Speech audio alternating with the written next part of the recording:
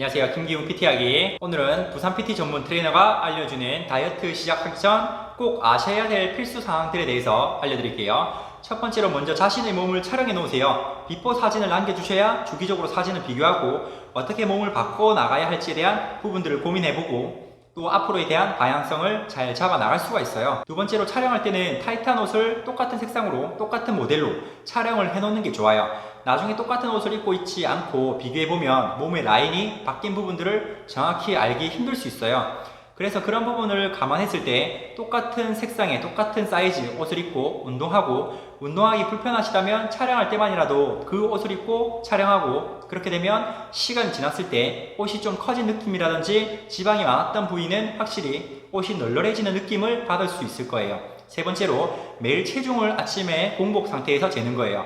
보통 체중을 재지 말라고 말씀하시는 분들도 계신데, 제가 경험했을 때는 매일 체중을 재면서 적당한 스트레스를 받으시는 게 필요해요. 체중이 많이 나가지 않는다면 일주일에 한 번씩 재보시는 것도 괜찮겠지만, 체중이 많이 나가고 감량해야 될 수치가 5kg 이상이다 라고 했을 때는 매일 체중을 재면서 200g, 300g이라도 감량되는 부분들을 체크해 주시는 게 필요해요. 그래서 스스로 자극을 받고 오늘은 어제보다 조금 더 감량이 될 수 있도록 노력을 하시는 거죠. 네 번째로 매주 인바디를 재는 것인데요. 물론 일주 만에 몸의 구성 성분이 바뀌진 않겠지만 일주일 동안 내가 노력을 했다면 그래도 몸에 대해 궁금해질 수밖에 없어요. 그래서 인바디 측정을 하고 근육량이나 지방량을 체크한 다음에 내가 부족한 부분들을 더 보충해 넣을 수 있도록 해야 돼요. 다섯 번째로 매 끼니 식사할 때마다 식사 전에 음식을 촬영해서 남겨놓으세요. 내가 먹는 음식에 대해 탄수화물, 지방, 단백질이 어떤 음식에 포함되어 있고 얼마나 많은 함량을 가지고 있는지 체크해 놓으셔야 나중에 다이어트를 하지 않더라도 음식에 대한 정보를 파악하고 스스로 조절할 수 있는 능력이 생겨요. 여섯 번째로 매주 비포 애프터를 지속적으로 남겨놓는 거예요. 당장에는 눈에 띄게 변화가 없을지라도 이런 자료들이 모여 나중에 한 달, 두 달이 지났을 때 확연한 차이를 느끼실 수 있을 거예요. 일곱 번째로